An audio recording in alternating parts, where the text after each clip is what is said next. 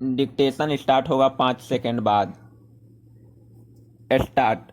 कोविड-19 vaccine महामारी की शुरुआत से ही खबरों में रही है और हमेशा आशा की किरण के रूप में देखी गई, लेकिन पहले टीके की मंजूरी से पहले ही टीका राष्ट्रवाद शुरू हो गया था, जिसमें कई संपन्न देश अपने नागरिकों के लिए अपनी आबादी की जरूरत से 5 गुना तक टीकों के भंडारण में जुट गए।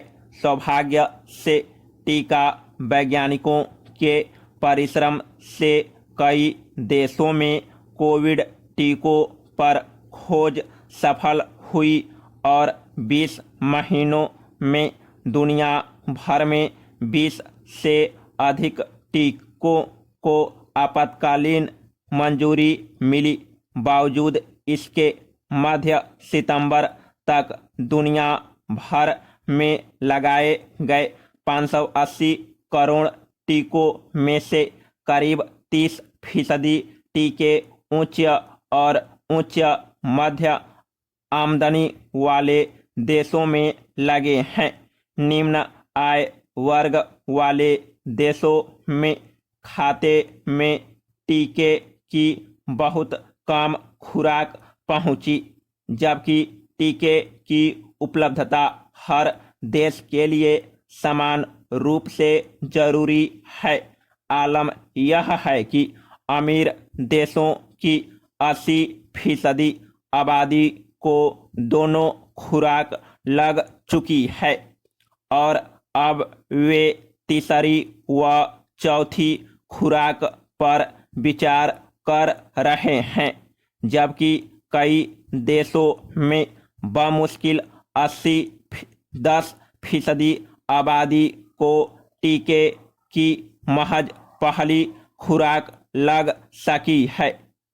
टीका असमानता का यह एक ज्वलंत उदाहरण है।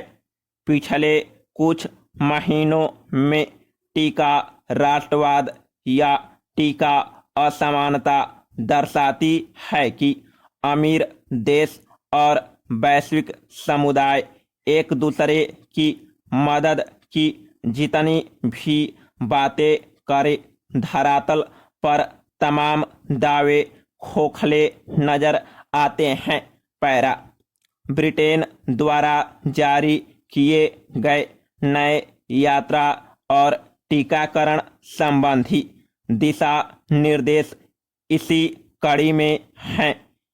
इन निर्देशों के अनुसार 4 अक्टूबर के बाद कई देशों के नागरिकों को जो अपने यहाँ पूर्ण टीकाकरण भी करा चुके होंगे, ब्रिटेन सरकार मान्य नहीं करेगी और ब्रिटेन आने वाले ऐसे सभी लोगों को 10 दिनों तक एकांतवास में रहना होगा।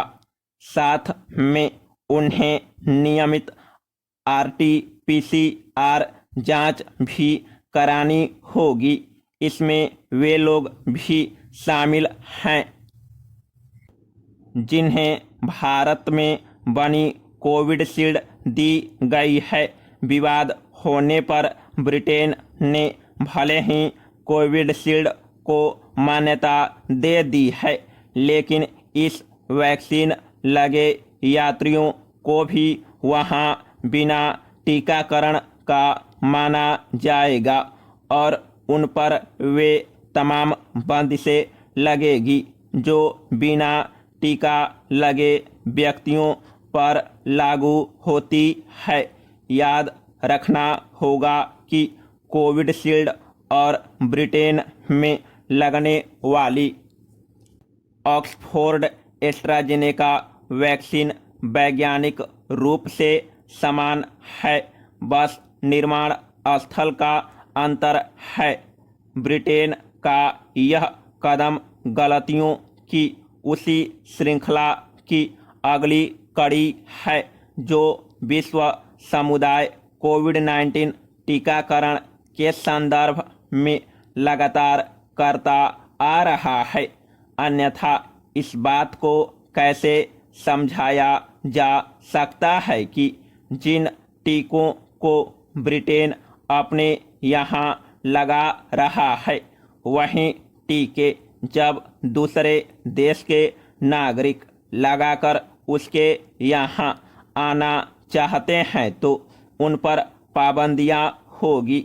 ब्रिटेन ने अफ्रीकी देश केन्या को वहाँ बने ऑक्सफोर्ड एस्ट्राजेनेका टीके भेजे, लेकिन केन्या के नागरिक जिन्हें वह टीके लगे अगर ब्रिटेन आते हैं तो ब्रिटेन सरकार उनको भी मान्यता देने से मना करती है। कई देशों ने ब्रिटेन की इस नीति को टीका भेदभाव बताया है और भारत सरकार ने जब इस नीति का विरोध किया तब 2 दिन बाद ब्रिटेन सरकार ने भारत के टीका सर्टिफिकेट पर सवाल खड़ा कर दिया। बेशक इस विवाद का हल जल्दी ही निकल आएगा, लेकिन यह घटना बता रही है कि कोविड महामारी से जूझने में विश्व समुदाय जो गलतियां कर रहा है उनको जल्द से जल्द सुधारने की कितनी ज़रूरत है। पैरा भारत के लिए भी यह आत्ममंथन का समय है। कुछ हद तक दिक्कत आंकड़ों की अनुपलब्धता की भी है। कोविड टीकों से जुड़ी कई जानकारियां अब तक सार्वजनिक नहीं की गई है, जबकि कुछ आंकड़े नीति निर्धारकों और जनता के लिए जानना निहायत जरूरी है। टीके के सुरक्षा का मसला इसमें खासा महत्वपूर्ण है। मसलन सभी कोविड-19 टीकों के आपात इस्तेमाल की मंजूरी मिल गई है, लेकिन टीकों को आम जान में लगने के बाद कुछ नकारात्मक असर भी दिखते हैं, जिनको एडवर्स इवेंट फ्लोइंग इम्यूनाइजेशन कहते हैं। इस तरह के आंकड़ों से ही पता चला कि कोविड-19 के कुछ जटिल असर हो सकते हैं, जैसे खून का थक्का बनना और मायोकाइटिस। भारत में ये आंकड़े टीकेवार उपलब्ध नहीं हैं।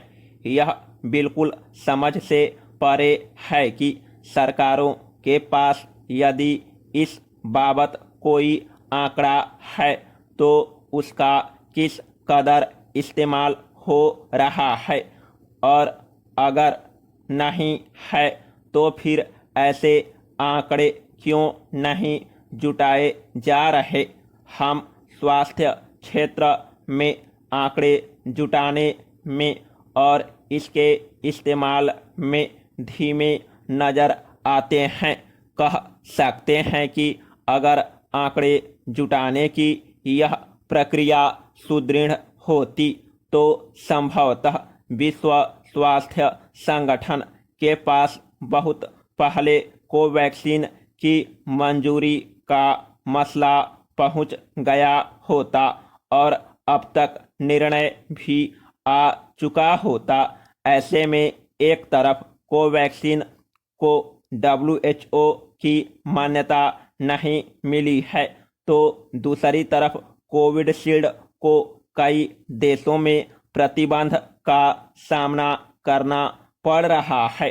कोई संदेह नहीं कि भारत इससे बेहतर कर सकने की क्षमता रखता है, लेकिन यह स्थिति अगर ज़्यादा दिनों तक बनी रही। समाप्त।